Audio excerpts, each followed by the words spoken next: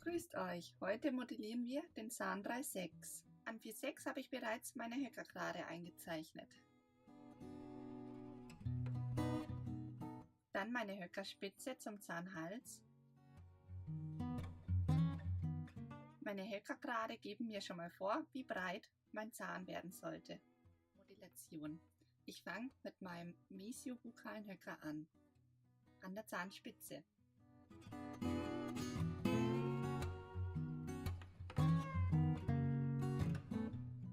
Also mein mesiobukaler Höcker, der ist der höchste auf meiner Bukalfläche.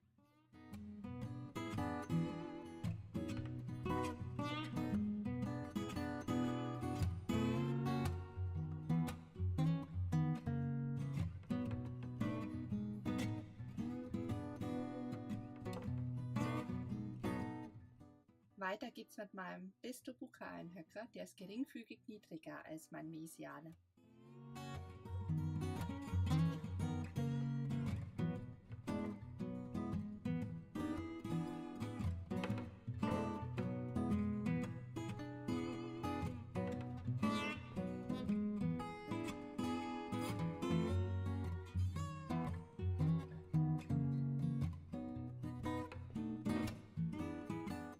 Jetzt fehlt mir noch mein distaler Höcker, der ist am kleinsten und am niedrigsten.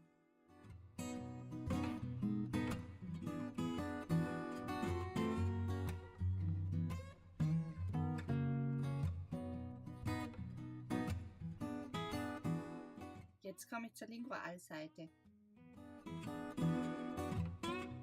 Meine linguale Seite muss ich viel steiler gestalten, da dort meine Scherhöcker sind. Und wieder fange ich an der Spitze an.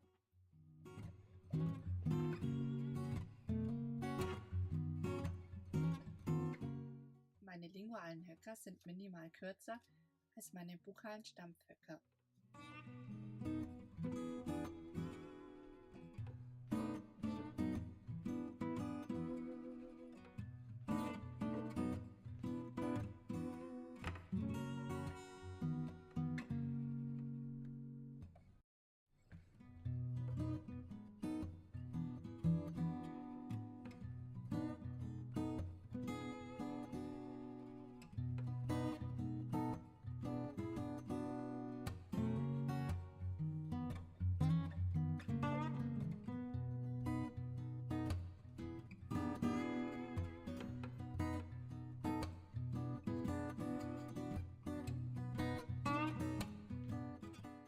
Meine Wölbung findet in der oberen Hälfte statt. Zum Zahnarzt hin wird es dann flach ablaufend.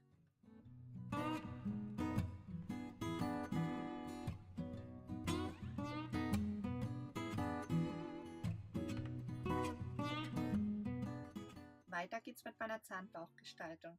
Wenn ich mein Modell beliebig drehe, dann sehe ich, wo habe ich noch Aufwachsbedarf.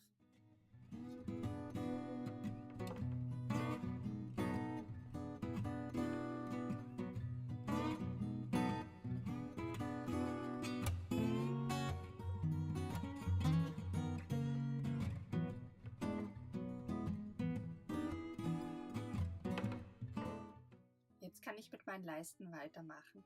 Die kann man sich auch ganz gut am gegenüberliegenden Zahn anzeichnen. Gleiche mache ich jetzt auf meiner Lingualseite. Bestmöglich tastet man sich von Höcker zu Höcker heran.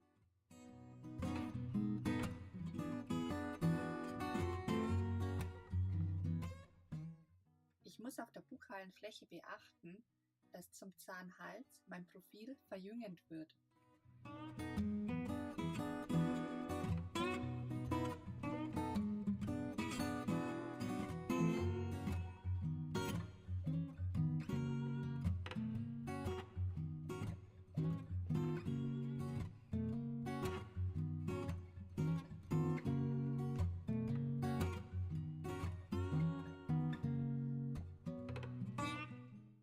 Und mein distaler Höcker von oben bis zur Mitte gewölbt ist und zum Zahnhals hin flach ausläuft.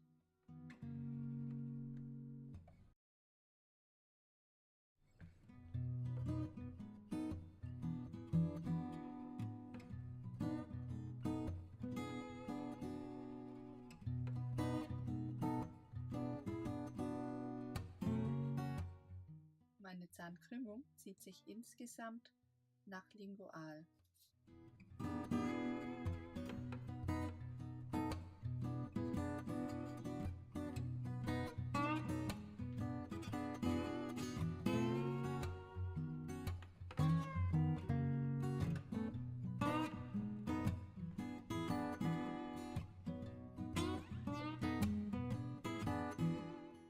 Ich überprüfe an dem Zahn 4,6 meine okklusale Fläche. Damit kann ich einschätzen, wie breit mein Zahn werden sollte.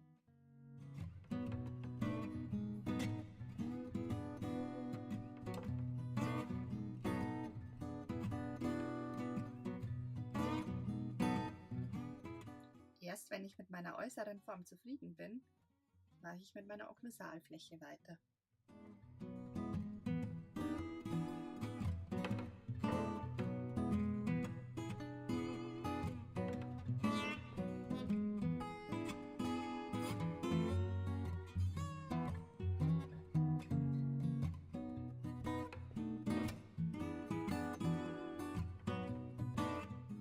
Mit meinem Modellierinstrument tue ich meine Oberfläche schön glätten.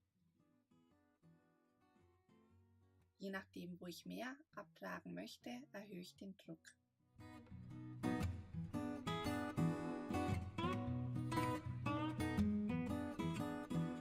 Ich kann gut erkennen, dass vom Zahnhals bis zur Höckerspitze bis zur Fissurenmitte alles eine fortlaufende Linie ist. Meine bukalen Höcker sind zur Fissurenmitte minimal breiter als meine lingualen Höcker.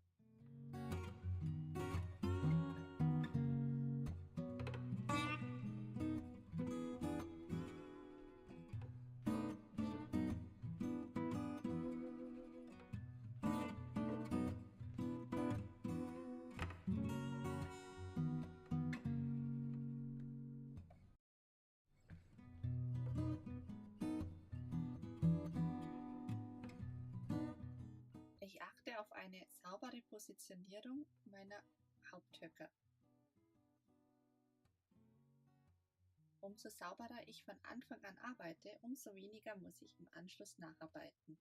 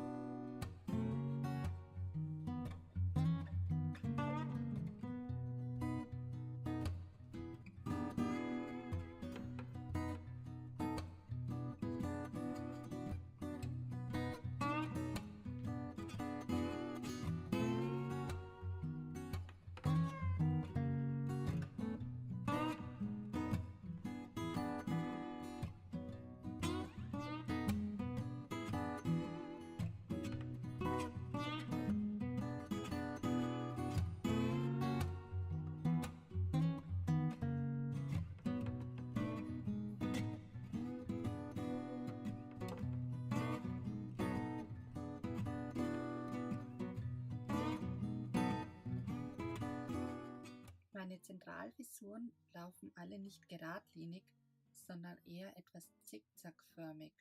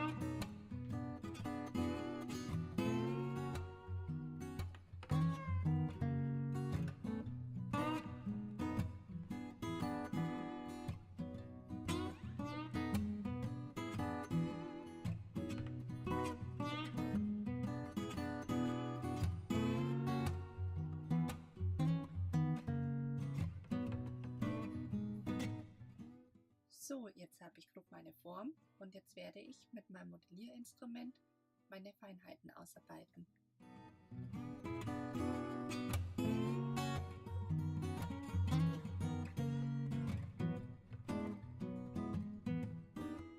Für klare Linien kann man auch ganz gut sein Skalpell zur Seite nehmen.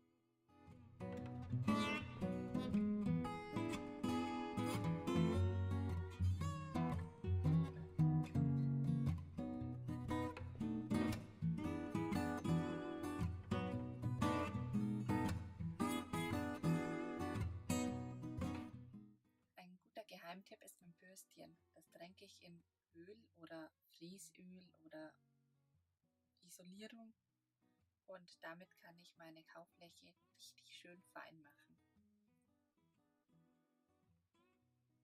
Und meine vorhandenen Wachsreste werden damit auch gleich weggesäubert.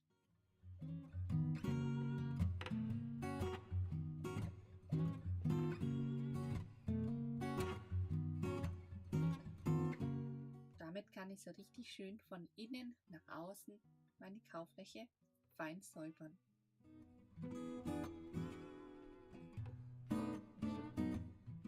Meine Außenfläche mache ich immer gern mit einem Stückchen Tempo und ein bisschen Vaseline drauf, mache ich die auch noch richtig schön glatt.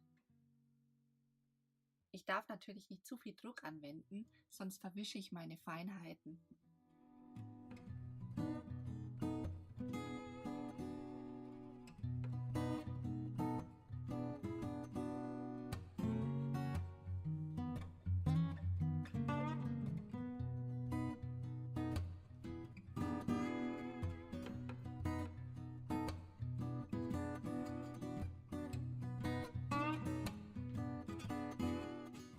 Zum Schluss nehme ich mir einen alten Fisurenschleifer mit einer schönen klaren Spitze, die ich mir selber noch zugespitzt habe. Damit fahre ich mir alle meine Fisuren leicht ab. Meine Fisuren darf ich nicht zu tief gestalten, sonst würde ich mir potenzielle Bakteriennischen schaffen. Meine Fisuren sollten eher dreiecksförmig in die Tiefe neigen.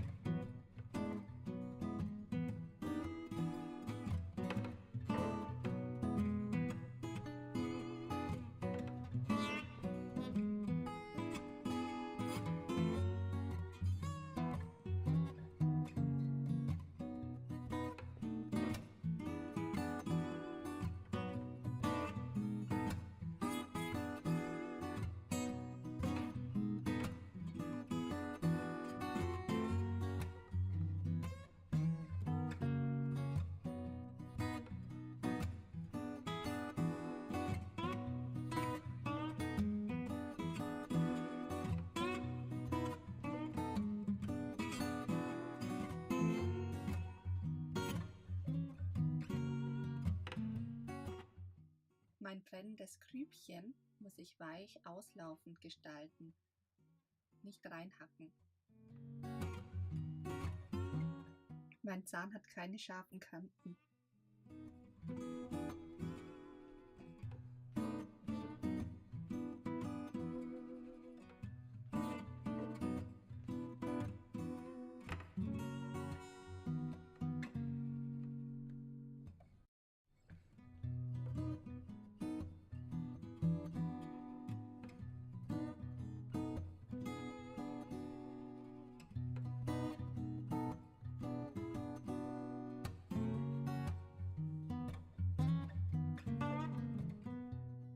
Also wie man schon sieht, man kann eigentlich nicht genug pinseln.